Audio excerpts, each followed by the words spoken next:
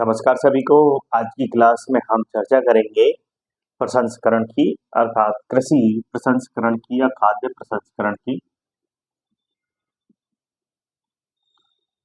प्रसंस्करण सबसे महत्वपूर्ण बात है कि यह टॉपिक हमारी अर्थव्यवस्था में जुड़ा हुआ है। अर्थशास्त्र में यह प्रमुखता से पढ़ा भी जाता है। कृषि से संबंधित जो फूड प्रोसेसिंग है, यह कृषि उत्पाद, एग्रीकल्चर जो भी उत्पाद है, कच्चा माल है, उसकी फूड प्रोसेसिंग कैसे की जाती है और फूड प्रोसेसिंग क्यों आवश्यक है, उसके लिए वर्तमान में चुनौतियां क्या है, सरकार कौन कौन सी योजनाएं चला रही है और ये है क्या। तो अगर हम देखें कि कृषि से संबंधित जो भी या पशुपालन से संबंधित जो भी कच्चा पदार्थ होता है या जो भी हमारे पास सामग्री होती है, उसको प्रोसेसिंग करके उसे उपयोगी सामग्री में परिवर्तित कर देना, उसे मानव के लिए उपयोगी सामग्री उससे बना देना ही क्या कहलाता है? फूड प्रोसेसिंग कहलाता है।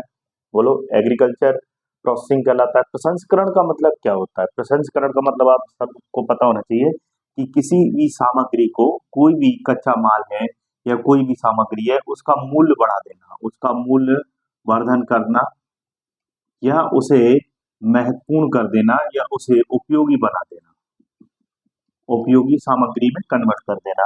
तो क्या यह कंसेप्ट आज का है? हमें ऐसा लगता है कि सर यह तो भारत में कंसेप्ट प्राचीन काल से चला आ रहा है। हम सबको पता है कि अचार, आम का इस्तेमाल, आम आप जानते हैं अभी आम का सीजन चल रहा है। आम का उपयोग हम प्रसंस्कृत करके अचार के रूप में करते हैं।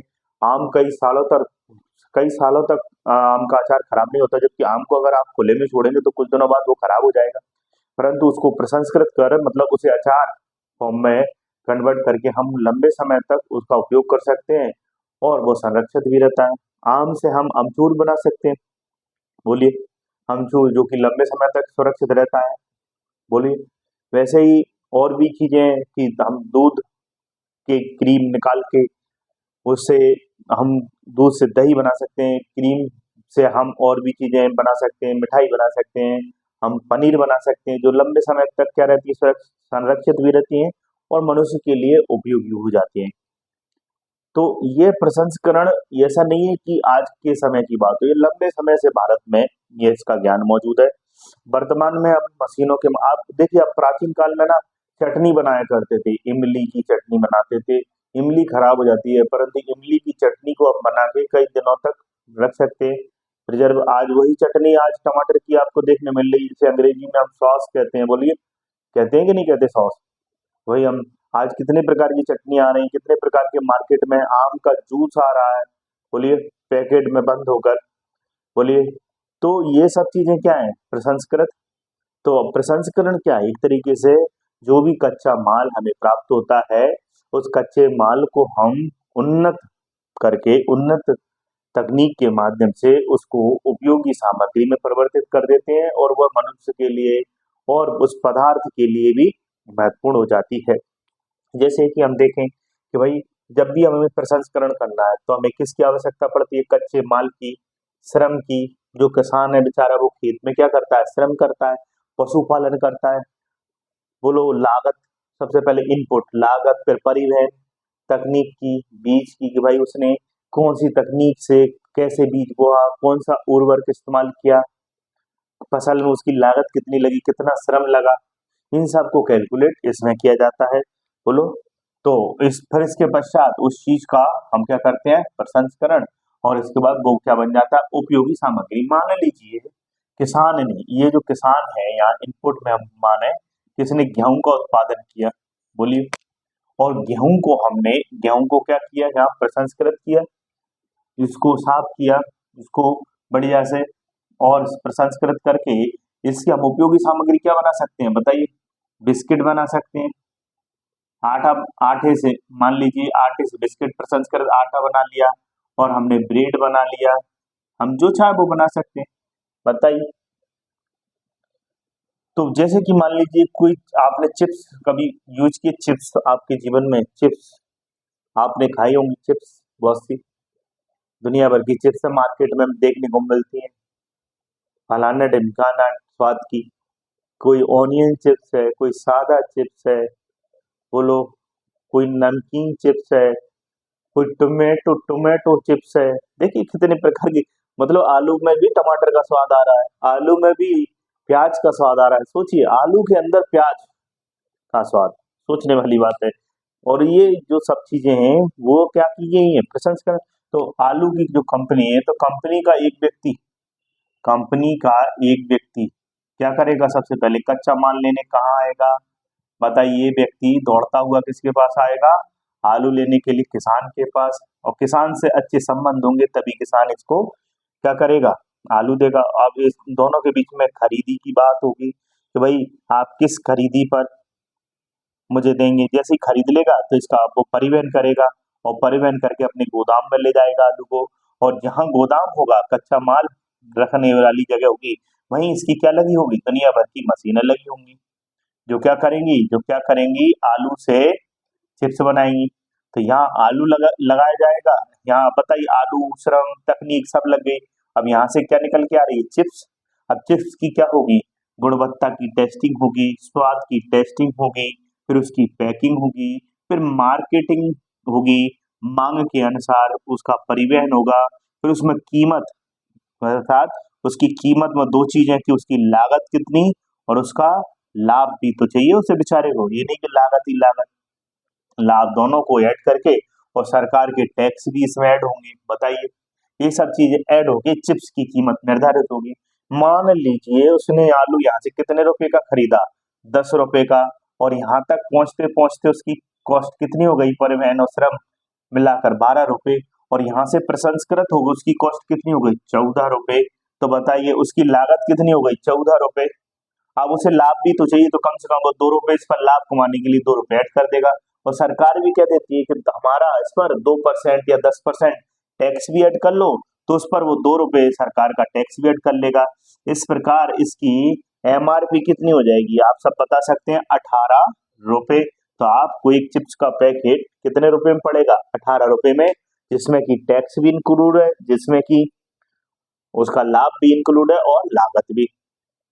तो हमें क्या करना है, सबसे महत्वपूर्ण बात है कि हमें किसको कम करना है। सबसे ज्यादा आपको क्या दिखाई दे रही है, लागत। तो ये लागत ज्यादा दिखाई दे रही है, बल्कि उसका लाभ और टैक्स तो कम है। तो हमें लागत को कम करना है। तो लागत को कम करने के लिए हमें क्या करना पड़ेगा, किसान जो आलू उगा रहा है उस किसान को सब्सिडी देनी होगी, किसान को सहायता देनी होगी, ताकि आलू की जो कीमत 10 रुपए है वो 5 रुपए पर आ जाए, 8 रुपए पर आ जाए, 7 रुपए, लागत कम होगी। परिवहन में सरकार योजना बनाकर परिवहन में भी सहायता प्रदान करे, सब्सिडी दे, है ना, या मशीन खरीदने में सब्सिडी दे। तो हम ऐसे लागत को कम करेंगे तो कहीं ना कहीं इससे क्या होगा, उसकी कॉस्ट, अर्थात उसकी जो एमआरपी है वो धीरे धीरे कम हो जाएगी। बोलिए। तो ये खाद्य प्रसंस्करण पूरा का पूरा प्रोसेस है कि कैसे आलू से आपकी चिप्स बनती है, इसी को खाद्य प्रसंस्करण कहते हैं, फूड प्रोसेसिंग कहते हैं। सरकार इसके लिए मेगा फूड पार्क बना रही है, सरकार इसके लिए प्रधानमंत्री के तहत, प्रधानमंत्री योजनाओं के तहत सूक्ष्म और लघु उद्योगों को विकसित कर रही है। प्रधानमंत्री खाद्य प्रसंस्करण संवर्धन योजना चला रही है सरकार।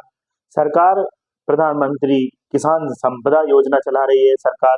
सरकार की पूरी कोशिश है कि फूड प्रोसेसिंग के माध्यम से क्या किया जाए कि जो खाद्य पदार्थ है उसको सुरक्षित किया जाए, उसको उपयोगी बनाया जाए, ताकि देश में जो खाद्यान्न उत्पादन है, खाद्य सुरक्षा है, उसमें वृद्धि हो सके। इससे किसान की भी आय बढ़ेगी। बताइए उसका आलू घर में पड़ा हुआ था, अब बताइए कोई सॉस की कंपनी है, टमाटर, हमारे देश में टमाटर आपको पता है कि कई बार इतना उत्पादन हो जाता है फेंकने पड़ते हैं टमाटर।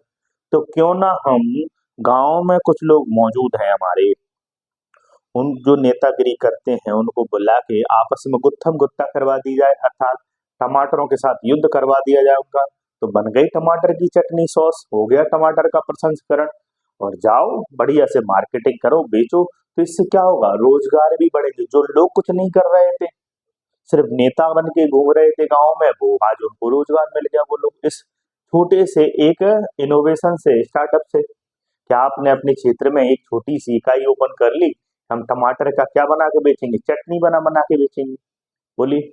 एक आप मशीन ले आए, एक पैकिंग मशीन ले आए, एक बनाने वाली मशीन ले आए, और आपने किसान से बात कर ली कि भाई इस बार मुझे इतने टमाटरों की आवश्यकता है, तो किसान भी आश्वस्त है, विश्वसनीय है कि भाई मेरे इतने टमाटर होंगे, वो बिकेंगे भी नहीं, तो किसान की भी आय में और उत्पाद वो जी जान लगाएगा फिर उत्पादन में। अब किसान को पता है कि ज्यादा उत्पादन हो गया, फेंकेगा माल, तो वो क्यों उत्पादन करेगा। और फिर क्या होता है, टमाटर की कीमतें भी बढ़ जाती है, तो कीमतें भी नहीं बढ़ेंगी, मुद्रास्फीति पर भी नियंत्रण रहेगा, बोलिए। और लोगों को रोजगार मिलेगा, ग्रामीण अर्थव्यवस्था को डेवलपमेंट बताइए कितना, कि गांव भारत कहाँ बसता है, आज भी गांव में बसता है। और गांव का विकास होगा तो भारत का विकास होगा, बोलिए। गांव में युवा जो बेरोजगार थे उनको रोजगार मिलेगा, उनके जीवन स्तर में सुधार होगा, वो अपने बच्चों को पढ़ा पाएंगे अच्छे स्कूलों में, बोलिए। और वो अपने घर में मनोरंजन के साधन ला पाएंगे, एसी डीसी खरीद पाएंगे, गाड़ी में फोर व्हीलर में बैठकर घूम पाएंगे, बोलिए।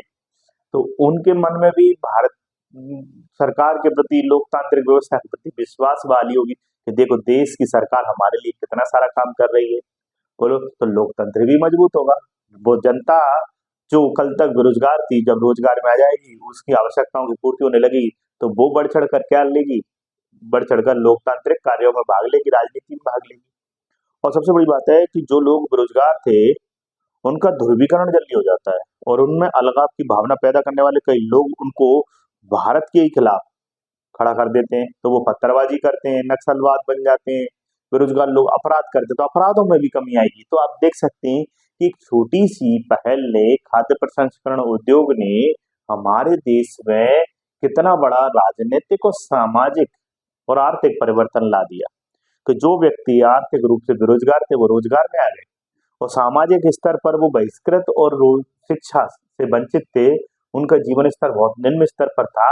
उनको, उनके बच्चे शिक्षा लेने लगे, स्वास्थ्य सुविधाओं का लाभ लेने लगे, और राजनीति में भी, लोकतंत्र में भी वो भागीदारी सुनिश्चित करके अपने देश को आर्थिक राजनीतिक स्तर पर भी मजबूत बनाने लगे। तो इससे बड़ा क्या हो सकता है, तो इससे लाभ है। परंतु सबसे बड़ी बात है कि सर, ये जो खाद्य प्रसंस्करण उद्योग है, अब आप इतने लाभ बता दीजिए, परंतु ये लाभ क्यों नहीं दिखाई देते, क्योंकि हमारे देश में सबसे बड़ी बात है चुनौतियां। क्या चुनौतियां है सर इस उद्योग की, तो इस उद्योग की सबसे बड़ी चुनौती है कि हमारे पास तकनीक नहीं है, तकनीक नहीं है, दूसरी बात ज्ञान नहीं है, तीसरी बात जागरूकता नहीं है, चौथी बात निवेश नहीं है, पांचवी बात आधारभूत संरचना नहीं है। कहीं अगर तकनीक आ जाती है तो बिजली नहीं है, परिवहन के साधन नहीं है, संचार के साधन नहीं है, एफडीआई नहीं है, बोलिए। अभी भी हमारे देश में जो कृषि होती है, परंपरागत कृषि, कच्चे माल की अनिश्चितता बनी हुई है। पता चला कि आपने किसान से बात कर ली, पानी की उपलब्धता नहीं है, मानसून नहीं आया इस बार अच्छे से, और इस बार तो आपको पता है झमाझम मानसून आया, इतना पानी बरस गया कि लोग फसल ही बर्बाद हो गई। अब बताइए कि इस समय आप मान लीजिए आपने किसी सोयाबीन बिस्किट की फैक्ट्री डाली है, और किसी क्षेत्र में आपने किसान से वादा कर लिया कि मैं आपका सोयाबीन खरीदूंगा, और पूरी आपने फैक्ट्री लगा रखी है, परंतु उस क्षेत्र में पानी ज्यादा बरसने से सोयाबीन की फसल बर्बाद हो जाती है। अब बताइए, किसान भी समस्या से ग्रसित, और आप भी समस्या से ग्रसित। अब आपकी फैक्ट्री लगी हुई है, कच्चा माल आपके पास है ही नहीं, तो आप कैसे सोयाबीन का बिस्किट बनाकर अपने उद्योग को, प्रसंस्करण उद्योग को डेवलप करेंगे, बोले। तो ये सबसे बड़ी चुनौती हमारे देश में की जो कृषि है, कृषि में उत्पादन की भी अनिश्चितता बनी हुई है, मानसून की अनिश्चितता बनी हुई है, और किसान की वो जो ऋण है कई बार वो उपलब्ध नहीं हो पाता है, अर्थात निवेश कम है, तकनीक कम है, जागरूकता कम है, और आधारभूत संरचना नहीं है, कहीं परिवहन के साधन है, लोग जा नहीं पाते खेतों तक, जो किसानों से संपर्क साधने के लिए संचार के साधन होना चाहिए वो साधन नहीं है, वो उचित मूल्य नहीं मिल पाता। कई बार हमने, अब बताइए, अब जो व्यक्ति बनाया हुआ है चिप्स, अगर उसको 18 रुपए नहीं मिलेंगे मान लीजिए मार्केट में, तो अगली बार वो चिप्स बनाएगा, अरे जो चिप्स बना रहा है वो कर्जे में डूब जाएगा, उसकी फैक्ट्री सुबह बंद हो जाएगी। तो मार्केटिंग की और बाजार की जो संभावना होनी चाहिए वो कम है, जोखिम ज्यादा है, हानि ज्यादा है, इसलिए लोग जोखिम उठाने से भी डरते हैं। खाद्य प्रसंस्करण के क्षेत्र में भंडारण की सुविधा नहीं हमारे देश में।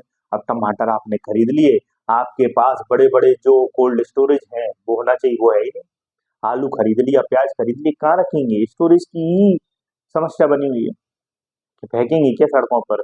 आप खरीद के ले आए तो परंतु रखने की व्यवस्था, लागत ज्यादा है।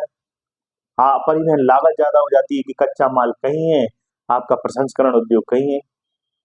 तो इन चुनौतियों को हम दूर करके क्या कर सकते हैं, एक अच्छा खाद्य प्रसंस्करण उद्योग या इकाई स्थापित करके देश का आर्थिक, सामाजिक और राजनीतिक विकास सुनिश्चित कर सकते हैं।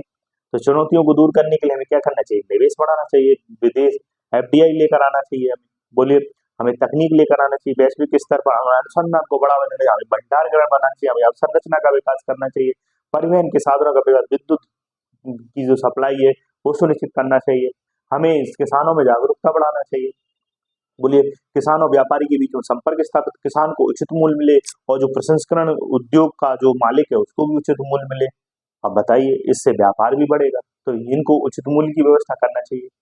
इससे मुद्रास्फीति में भी संतुलन, महंगाई भी नहीं बढ़ेगी, बाजार में मांग के अनुसार आपूर्ति होती रहेगी। अब बताइए इतने सारे काम होते रहेंगे अगर आप इन चुनौतियों को क्या करते हैं, दूर करते हैं। तो चुनौतियों को दूर करना बड़ी बात नहीं है। सरकार अपनी योजनाओं के माध्यम से, सरकार जन जागरूकता के माध्यम से, विभिन्न कार्यक्रमों के माध्यम से इन सभी समस्याओं को दूर करते हुए खाद्य प्रसंस्करण उद्योग को बढ़ावा दे रही है।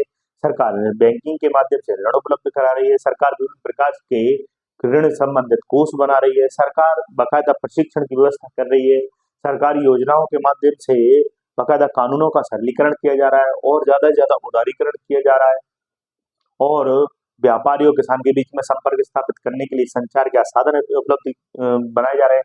आज देख सकते हैं कि किसान पूर्णतः जागरूक है अपने उत्पाद के लिए, अपनी फसल के लिए, कि उसे किस प्रकार से अपने खेत का, कृषि का इस्तेमाल, पहले तो निर्वाण मूलक कृषि होती थी, उत्पादन उतना ही करता था जितनी आवश्यकता। आज किसान बाकायदा संचार से जुड़कर, परिवहन के साधनों से जुड़कर, बाजार व्यवस्था से जुड़कर समझ पा रहा है कि उसे कौन सी फसल का कब कैसे उत्पादन कितनी मात्रा में करना चाहिए, क्या आवश्यकता है। तो आज देखिए खाद्य प्रसंस्करण उद्योग भारत में मजबूत होता जा रहा है। आज देखिए आपको पेय पदार्थ खाद्य प्रसंस्करण उद्योग के द्वारा आपको जगह जगह मिल जाएंगे। खाद्य पदार्थ बहुत सारे ऐसे मिल जाएंगे आपको मार्केट में जो पहले मिलते नहीं थे। आज चटनी टमाटर की आपको हर जगह मिल जाएगी। टमाटर के अलावा आपको लहसुन की भी चटनी मिल जाएगी, लहसुन का पेस्ट आता है, पेस्ट अदरक का पेस्ट आता है, बोलिए अमचूर आने लगा, अचार आने लगा मार्केट में, अचार के भंडार है खूब, बोलिए चिप्स की कमी नहीं है, कुरकुरे की कमी नहीं है। ये सब क्या है, दाल आप देख सकते हैं, विभिन्न प्रकार की दालें आपको मार्केट में खाने के लिए मिल जाएंगी, नमकीन खाने के लिए बिस्किट, कई पहले तो बिस्किट ही नहीं मिलते थे, पार्ले जी चलता था। आज तो बिस्किटों की कमी नहीं है, बाढ़ सी आ गई बिस्किटों की। और ब्रेड नहीं चलता था, डबल रोटी, सिंगल रोटी, विभिन्न प्रकार की रोटियां बनाई जा रही हैं, बोलिए अब तो पापड़ भी आने लगे और फूड पैकेट आने लगे कि भाई आपको सिर्फ क्या करना है, सिर्फ घर जाके रोटियों को गर्म करना है, बनी बनाई रोटियां, बने बनाए पराठे आ रहे हैं, बोलिए पापड़ आ रहे हैं, बोलिए। तो आज देखिए खाद्य प्रसंस्करण उद्योग ने एक बड़ा मार्केट कैप्चर कर रखा है, जिससे भारत में मांग व आपूर्ति भी हो रही है, खाद्य सुरक्षा सुनिश्चित हो रही है, पोषण स्तर में भी सुधार हो रहा है और साथ साथ में रोजगार के अवसर बढ़ के लोगों की जीवन शैली में सुधार हो रहा है। तो आइए हम सब मिलकर इस खाद्य प्रसंस्करण उद्योग की अपने क्षेत्र में भी, अगर संभावनाएं हैं, संभावनाओं की कमी नहीं है, बनाई जाती है संभावनाएं, अगर संभावनाएं है तो हम उन संभावना अवसरों का लाभ उठाते हुए हम भी अपने क्षेत्र में खाद्य प्रसंस्करण उद्योग स्थापित करें। प्रारंभिक मुख्य परीक्षा में पूछा जाता है कि भाई जो खाद्य प्रसंस्करण उद्योग है उस वो क्या है, उसकी ये मांग क्या है, आवश्यकता क्या है, इनपुट और आउटपुट ये आप लिख सकते हैं, उसकी चुनौतियां क्या है, उन चुनौतियों का समाधान कैसे कर सकते हैं, मैंने सब कुछ बता दिया है। अगली क्लास में फिर हम एक नए वीडियो के साथ आपके साथ सामने हाजिर होंगे, नए लेक्चर के साथ। जय हिंद, जय भारत।